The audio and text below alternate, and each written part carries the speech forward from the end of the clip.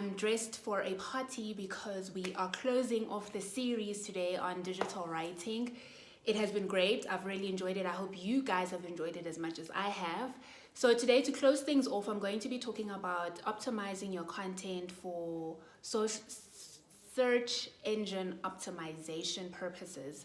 So without wasting any time, let's get into things. My previous video, we spoke about keyword searches, we've spoken about audience of one, we've really covered quite a bit of ground, but this is not the final or the end of the road. I will be returning back to digital writing at a later stage, but I think the groundwork has been set. Number one priority is to, of course, think about your human audience, your digital audience of one, but you also need to think about search engine language. So what is going to get you those high rankings, what is going to get you seen, what is going to get you on the first page, because you are competing with millions and millions of other businesses online. So that is the first thing that you need to think about when you are prepping your online copy. You are speaking to your audience of one, but that audience of one is using a search engine in any case. So the two need to merge, and you need to find a balance in terms of how do you make sure that you meet the demands of your audience of one, and how do you meet the demand of the search engine when you are promoting or when you are promoting a digital campaign or communicating your business objectives, products, services, or any other information that you want to share online with your new and potential clients or customers. Digital copy requires you to think carefully about a theme when you are preparing your online copy for search engine optimization, because that is what is going to help you receive those rankings. And we have discussed these in depth in my previous videos, so please feel free to go to my previous video on keyword searches and brainstorming and find out how it is that you can ensure that the phrasing of your content is correct, you are using the right keywords, you've brainstormed, you've searched, you're using the right tools to speak to your audience of one, to get the message that you want to get across to your people.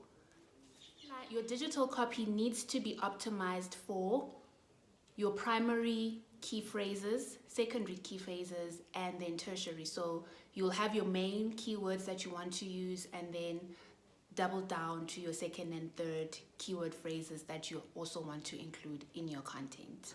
Your digital writing process should include your page title, meta descriptions, meta keywords, and your on-page copy. Page title is what appears at the top of your user's browser. What is the story that you are telling, and does your audience of one understand the story you're telling, and does the search engine spider understand the story you're telling? I speak about search engine spiders in my previous videos, so if you don't know what that is, please go back and start from the beginning so that you understand and follow the conversation. Meta description is a summary of your page content, so it needs to it needs to be enticing and make the audience of one want to click through. It's the data that has been collected from your website and is stored on the search engine results page. Go on Google, you'll see that there's it's a short summary basically of what your organization is about. The terms that are in that content in your meta description need to be enticing enough so that in order for you to get click-throughs, and then obviously those click-throughs will lead into your website and hopefully end up being conversions. Meta keywords, these are the words and the phrases that are important on your web page. Avoid keyword stuffing, because meta keywords are limited to 200 words, and this includes spacing as well. Then the nitty-gritty on-page copy. So you should be optimizing for a theme rather than your key phrases, and you need to make sure that your content is very concise. It shouldn't be more than 250 words. Ensuring that you are using synonyms that are tied to your key phrases and your keywords, but don't make it obvious, of course. Slip them in, blend them in, and make them work for you. If you find that your copy is going on for too long, then break it up into different pages on your website page.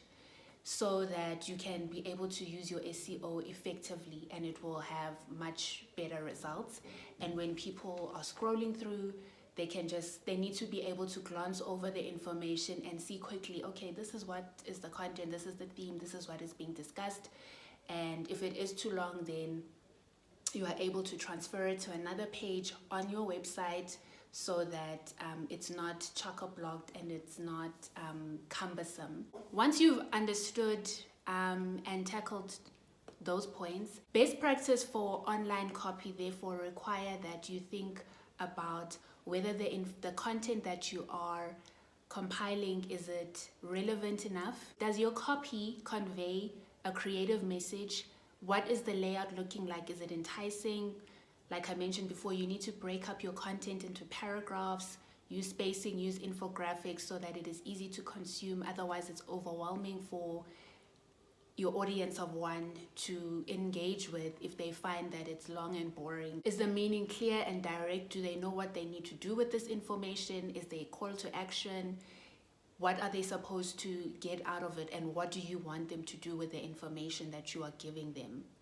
Are the benefits clearly defined in your copy? And if not, you need to make sure that they are, so that your SEO is going to be, in order for your SEO to be effective. Last but not least, is your information easy to understand? Is it structured in a logical manner that people are able to consume it, remember it later, and be able to perform the relevant functions that you need them to perform? So those are the best practices when you are thinking about your online copy. It needs to tick all 6 of these points. Stylistically, what you can add to your copy to make it more enticing is adding bullet points, italics, bold, underline, descriptive links, anything and everything to make your audience of one's life easier, anything to make your content easily consumable, and hopefully the aim is that it stays in the mind of your readers and they understand it and they're able to return back if that is your desired outcome, and they remember you even when they are not on the website, because they fully understand the message and the content that you are conveying. Language. You need to speak in the language of your audience of one. Is your messaging easily understandable? The tone should also reflect your target. The tone should also reflect your target audience, and you should be speaking to them in a manner that is relatable and relevant. Writing for a specific audience, you need to obviously take on that persona and the characteristics of your audience of one.